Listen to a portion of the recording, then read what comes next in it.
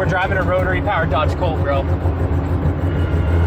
making ruckus. What is up, Rad Potential YouTube? Welcome to today's video. I'm Mr. Rad, and I have been building this rally car in the past 2 weeks, or I guess rebuilding this rally car in the past 2 weeks, because I blew up 2 engines at the last rally. We broke a transmission, we exploded a radiator, tried to put lake water in the car, ended up winning the Ken Block Flat Out Forever Award for our determination and drive to, you know, we had a 2x4, so we changed the engine in the pits, in the grass, ourselves, with no lift.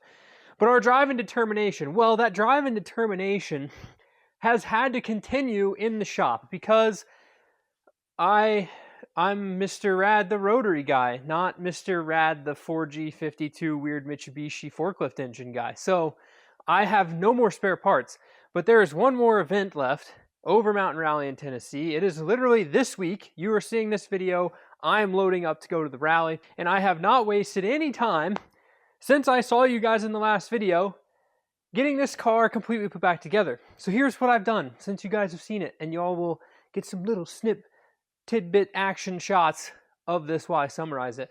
I installed a new trans tunnel in the car. We now have a 12A full Bridgeport ripper of a rotary engine in this car with a 50mm DCOE carburetor. It's gonna sound sick. Super stoked. I rebuilt the core support for a new radiator, an FC oil cooler. We modified the floor around the gas pedal so that I could fit the RX-7 starter because the Colt tunnel is tiny. We had a new drive shaft made by Perfection Driveline there in Chandler, Indiana. I rewired the entire engine bay for the rotary engine, so we've got 2 ignition coils now, leading, trailing, new alternator setup, the starter's in a different location, everything, kind of a lot of stuff had to change. We ripped out the Motec installed gauges. I've got the throttle pedal modified to fit because the starter is in the way. We've got the Champion radiator that came to me damaged, and I'm still waiting for a new one, so hopefully this one doesn't leak when I fill it up. Painted a bunch of stuff, so that way it all looks nice, and we are now currently to present day, in the moment, right now, ready to go to the rally. Just kidding. It is not at all close to being ready to go for the rally, which is why you guys are here watching the video where we are going to drive this car in this video. Calvin is on his way here. We have some extra help for tonight. Got to get this thing dialed in today and tomorrow so that we can race the rally later this week. Enough said. That synopsis summarized every waking hour of my life for the past couple days. And now let me tell you what stands in the way, preventing us from entering the rally currently, but we're going to fix all that in this video. So this is the completed engine bay. Look at that. Header wrap, mint, bell crank. It's on there. I drilled the shaft, got a cotter pin and a washer holding this on so it can't come off. The little nut was welded, just some, you know, hackery from me in the past.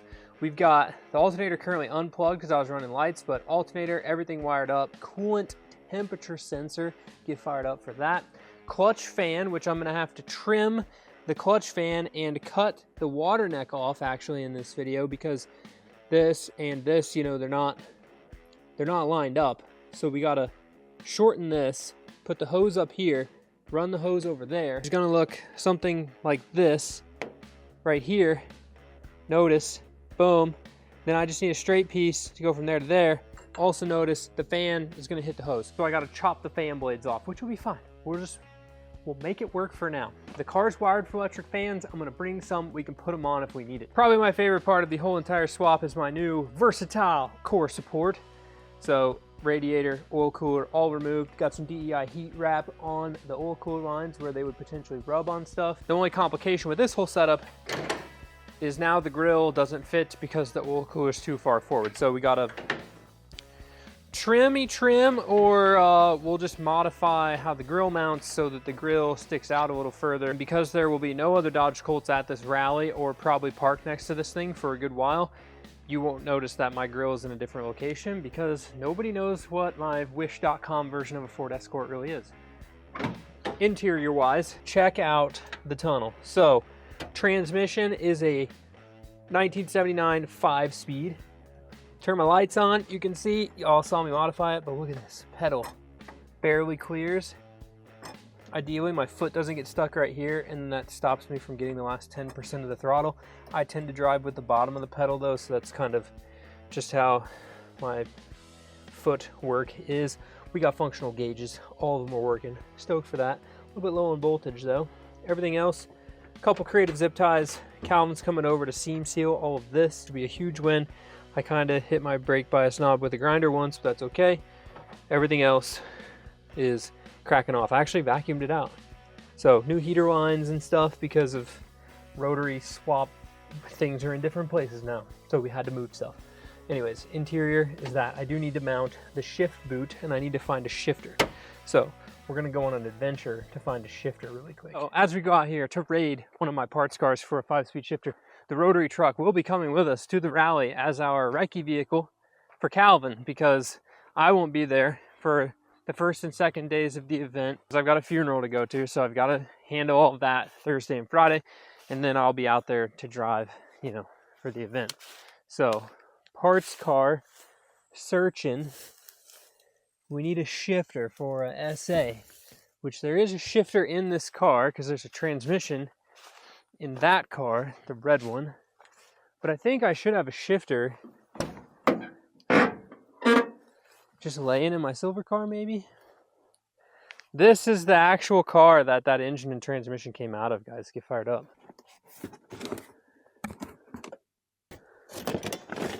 We found a shift boot for an RX-7, so we're getting closer. Okay. Not in there.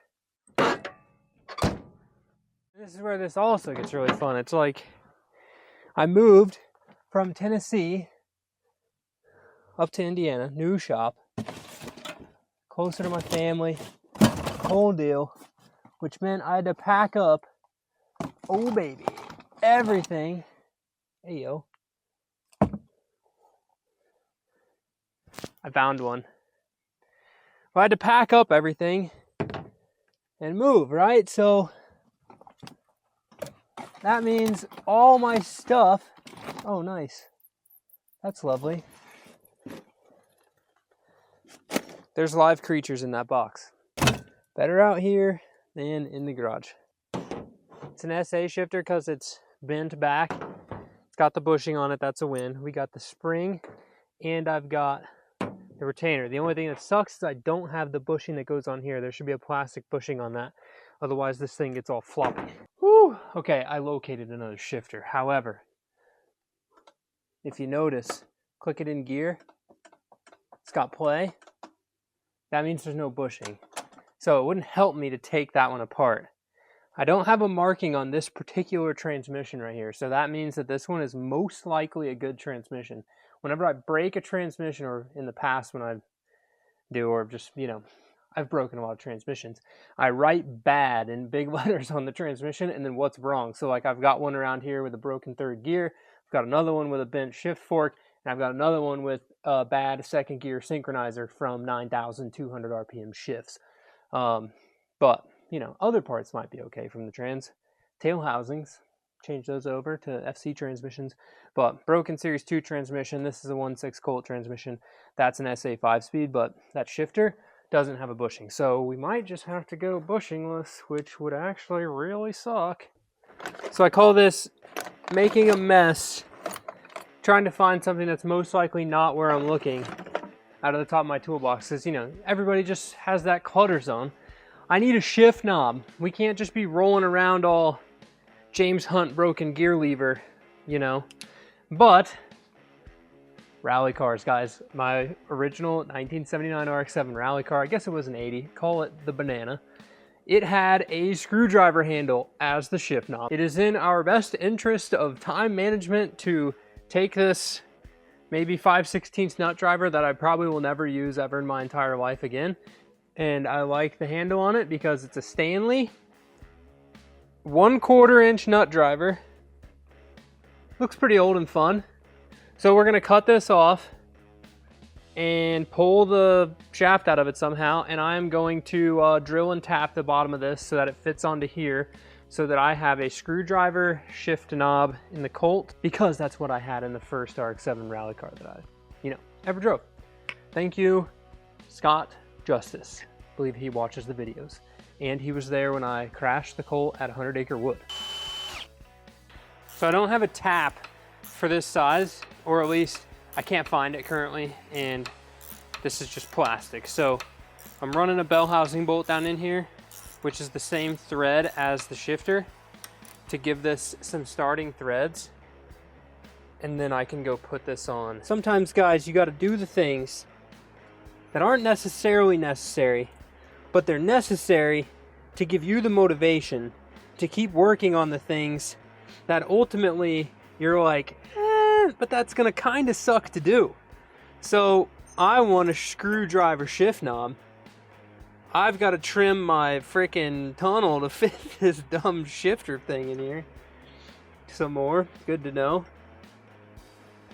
And I wanted to see it done. So I want to shift some gears in my sick rotary swap Dodge Colt, and now I can.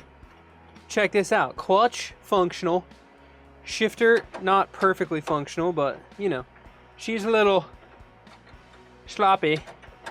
First, second, third, fourth, fifth. I don't think y'all quite understand. Okay, I'm sitting on something really sharp. Nope, just the seatbelt. Okay, let's see. Throttle pedal. We got full throttle. Man, the shifter's in such a better spot too. Oh man, this is home right here, guys. Clutch pedal feels weird because it stops pretty soon. Feeling I should probably build some sort of a stop for that after I bleed it.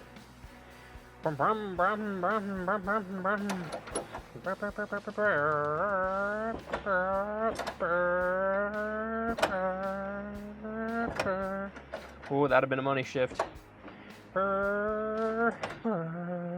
Actually, it's more like because fifth gear kind of sucks overdrive wise, but you know, it is what it is. I'm just pumped, guys. I got the Stanley screwdriver shifter. So nice. Drop in the comments below if I should change my shifter. However, I think the screwdriver is here to stay. I forget the last thing I said on the list of things that I need to necessarily get done, so we're just gonna do more things. This video is gonna be completely about doing things, just getting things done that lead to driving the car. So right now I wanna do some raps with the throttle, but the throttle cable's not hooked up, so let's just do the throttle cable.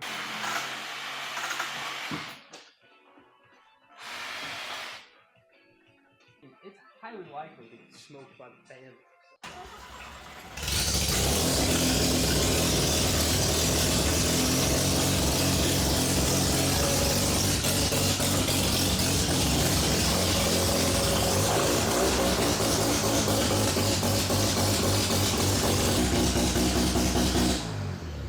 Sweet. So it turns off. That's a win. It's not the same. I don't have this little squirrel on it. I don't have a little rat tail. Calvin's mic doesn't have the little squirrel. All right, so I'm getting ready to weld this. Calvin tried to start himself on fire, tack welding the exhaust together. So that's where those came from. Where? My holes in my shirt. And my finger that's now got a little piece of metal burnt into it. But he's using the rally car hood to protect the RX-7, so I appreciate Calvin doing that while I was just going to weld this on the ground right here. And then I stabbed myself with safety wire, which is not ideal because I safety wired all the header wrap on, which is like the best way to do it, but then you just don't want to have to touch it because there's lots of prickly things on it. So, you know, it is what it is. This is like my favorite hammer, dude. I'm going to be so mad whenever this is It's the smallest hammer, and I see you use it more than any other hammer. But it's the best because you just have to swing really hard, and it doesn't really mess everything up when you hit stuff with it. And plastic handle so it doesn't fray apart. It's a good hammer.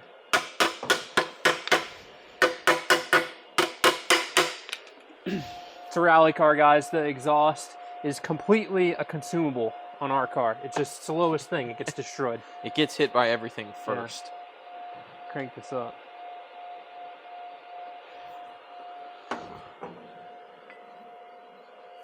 Guess I can put my left glove on. I never wear my right one.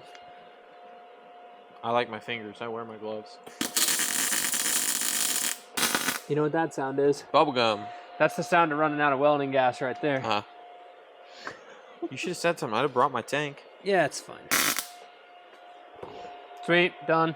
All right, well, got to take this off because... What happened here? there's a water leak, and if y'all see, there's freeze plugs in this engine block, but it still leaks coolant around the freeze plugs, which is really inconvenient. That's why I don't recommend ever putting freeze plugs in these. It's like, put a freeze plug in it and epoxy it in there, or just put O-rings on it like normal. So we're gonna put O-rings back on this because obviously it's just peeing water out of that coolant port. Is that going in that exhaust port going to be an issue? No, it'll just shovel it all out. Okay. But gotta clean this stuff up. Yep. Wipe down our gasket surfaces. And I got a fresh gasket. I got 12A parts on deck, so we can just, you know, I don't have an intake manifold gasket for a 4G52 Mitsubishi engine. But I got one for a 12A, so that's why we put these in here. Yeah, that just sucks, dude. Put freeze plugs in your engine block. They won't ever leak. Look at this. Who built this motor anyway? Leaking. Charles did. Oh, damn it. Sorry, Charles. That was meant to go for Eric, not you. Charles built this engine a long time ago. Yeah, it all looks dangerous.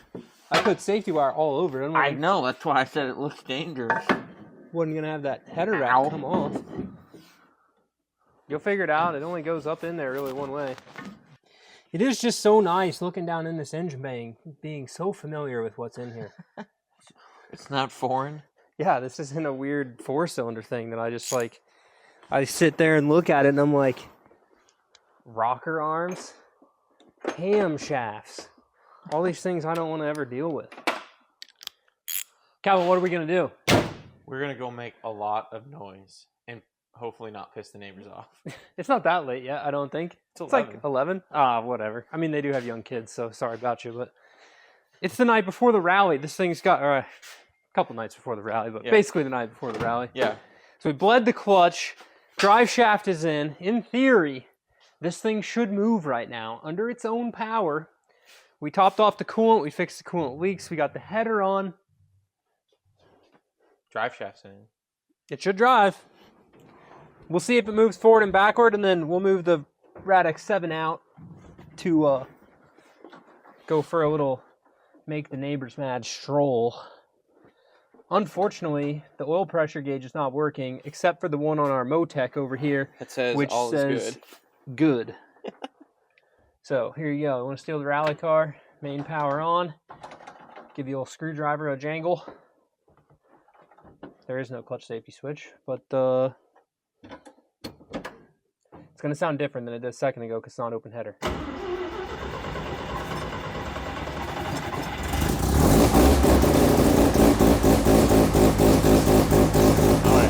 Oh yeah.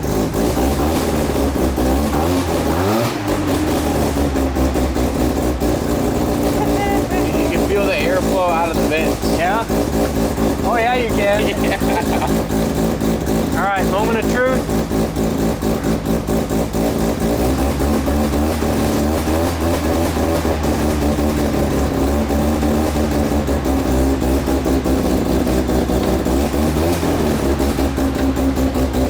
Yeah. It is like a 6-puck race clutch, so it is kind of grabby.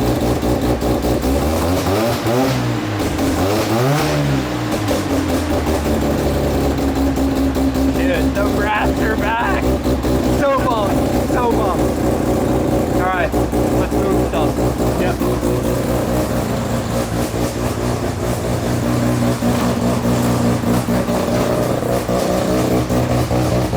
I'll get this, you get that. Hell yeah. It sounds so good.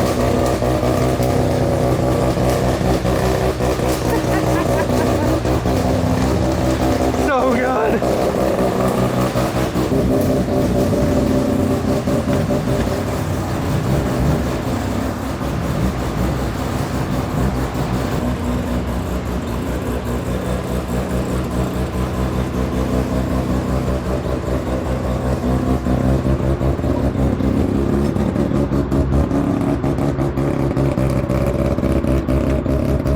This is how this thing needed to sound from day one.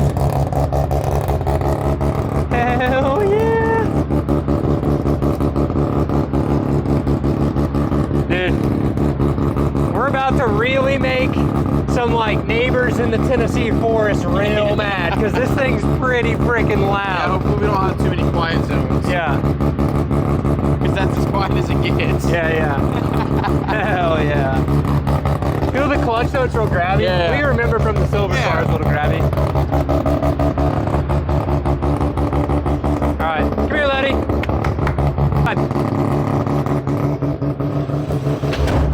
Alright, no shift boot goofing. Least of our worries. We're at 190 already, Tim was. Yeah.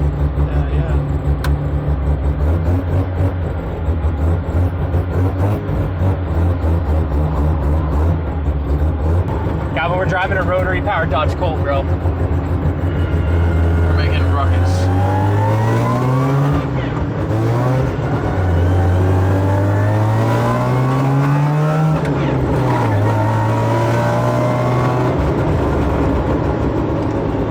Okay, I can't see shit. I was gonna say I can't see squat.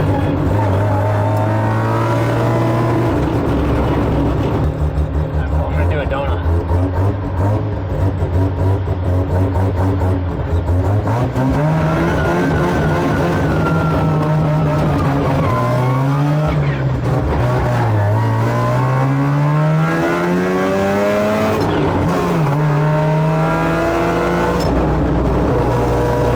Oh, dude, these people aren't gonna know what hit them.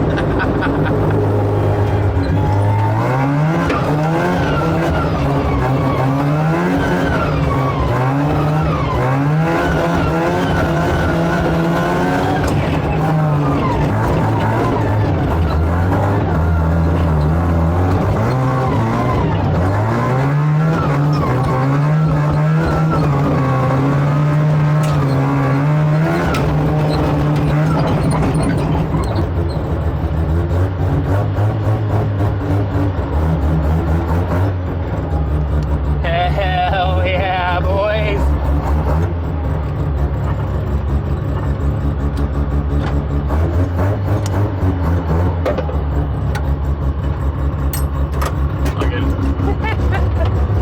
Guys, I'm so pumped. This thing is ripping.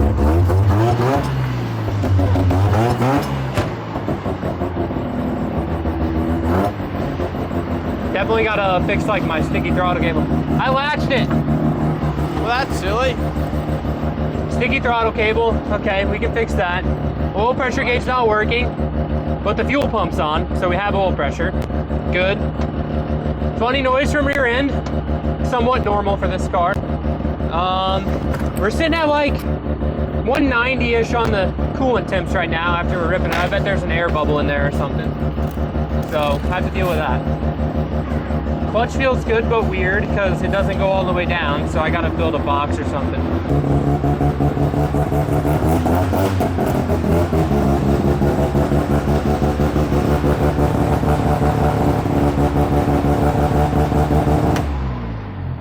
Got some problems we gotta fix.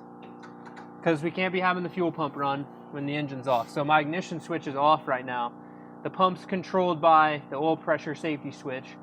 So what that means is we might have to go to like a higher PSI oil pressure safety switch, you know, so that if it drops below, say, 20 PSI oil pressure, then it shuts off. Carb, or is it?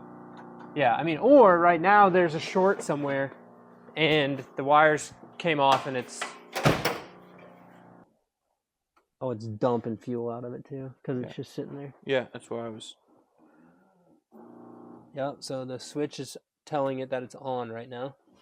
Let's sort that out. Yeah, for Can't sure. be having that. All right, let's put the hood down. I've got a list of things to finish for the day. This is gonna be the end. This is the end of the video right here. Yeah, but we're not done working. For tonight. I'm done working. I'm pretty much done working for tonight. Oh, okay. I mean, I know what I need to fix. Yeah. I was out here till 2 in the morning last night. I'm ready to go. I've been here every day. Ready to get out of here. All right. That's the end of today's video, guys. So we drove the rally car around. It moved under its own power. The engine got put in it. Everything literally got accomplished in this video in the last, thank you guys so much for watching it the last few days. It's been crazy. There's obviously things to fix. As you can see, we built a whole entire car. And it's never going to be right the first time. So I got to sort out this fuel oil pressure issue. So it might mean I have a mechanical oil pressure gauge that I might just put on it and see how much oil pressure there is, and then super fast order some sort of a safety switch for the fuel system so that the carbs don't, stay flooded the whole entire time. Everything's got to be on some sort of a safety switch. For the sake of, like, if we roll it, and y'all saw it there, just flooding the carbs out, I probably should get a fuel pressure regulator too. I don't have one on it right now. But at static, just sitting there, it did overcome the floats eventually. So we've got to make sure that it's like, Weber's are pretty temperamental. It really likes 3.5 PSI. So I'll have to get an inline regulator ordered for that too, which is going to mean order it tonight. Hopefully it gets here Wednesday so I can get it installed. And then I'll get a multitude of different oil pressure safety switches, I guess, ordered tonight, so that we know what it is. I think that's a 3.5 PSI switch, so it shouldn't take that much to get that one on. And if it needs to just like sit static at 7, then we'll do that, or whatever. So, or the switch could have literally failed. Like maybe that switch doesn't like seeing 85 PSI oil pressure, like the smashed pressure regulator that's in this engine, puts out. So, but anyways, the car's done. Calvin, are you excited? Dude, we're running rally for the rally in and 2 days. We're not working on the car all weekend. No. I did enough working on the car the last 2 weeks for like 4 rallies. So I didn't hear any crazy driveline vibration. We were in top of third, so that's, or middle of third, so that's probably 50 mile an hour. Yeah. It might do more. I was worried that the angle of the pinion and the angle of the transmission weren't close enough that it was going to be weird, but good old Perfection Driveline got that shaft figured out. If you get a chance, ask him about his shaft. Yeah. Come check out my Ask Me About My Shaft sticker on the car. This is from the Drive Shaft shop right here. Fired up. That's going to be the end of the video, guys. We're going to head to Overmountain Rally. I don't know if that's the next video you're going to see. You'll probably see this thing ripping tomorrow before I take it to the rally. But come out to the rally. Check it out. It's in Johnson City, Tennessee. Overmountain Rally, Tennessee. It's the last ARA national event that we're going to run. So there's one more event, Lake Superior Performance Rally. It's up in like the upper peninsula of Michigan, I think like Marquette area. Something like that. So we're not going to run that one because we're succeeding the limited two-wheel drive championship with our massive just craziness at Ojibwe Forest Rally. We're not even going to get third. There's like no physical way. So that's why we went ahead and just swapped the Rotary in, and we're going to try this. This is literally, we're going to Overmountain Rally to just have a good time and bring astounding amounts of braps to the event. That's all we need. We're going to bring this, and we're bringing the Rotary truck. They're both brap real hard, and that's what we're going to do. We're just going to be brapping, having fun. So thank you guys so much for watching the videos. I know the rally stuff isn't Turbo RX-8, Turbo FD, Radix 7, crazy Rotary pushing the limits madness, but the rally car has a Rotary now, so hopefully y'all enjoy it. We're going to test the limits of the Rotary in rally. We are. In a, hybrid junk, stock Renesis, good. Bridgeport 12A, better. We're testing it. So thank you guys again so much for watching. Definitely subscribe. Go check out the Patreon. If you want to ask me questions about your car, help fixing your car. We'll see you in the next one. Keep it rad. Live a life you don't need a vacation from, and make sure that you tell your friends and family you love them. You never know when it might be the last time you can do that. So, peace. See you in the next one. Dude, we just drove a Rotary-powered Dodge Colt. It's good. We're going to break people's minds with this. I know. We need to cross out with some painter's tape the Mitsubishi logo. Yeah. And I'll vinyl on like a rotor around the Mitsubishi star thing. And then Rotary. Braps. And then we need to get some like RX2 badges for it and really confuse people. Snapchat. I'm like, ooh, that would be good. If we put Mazda RX2 or RX3 badges on it, dude, we could sell that. Everyone would be like, no way, it's a RX3. We'd be the Wish.com RX3 too. Yeah. The Wish.com Colt, or the Wish.com Escort and the Wish.com RX3. All right. Heck yeah. I mean, that's about all we drove the last time before we went to Snowdrift, wasn't it? Yeah. So. And the only reason we didn't finish Snowdrift is we broke an axle, which we shouldn't have issues with. Yeah.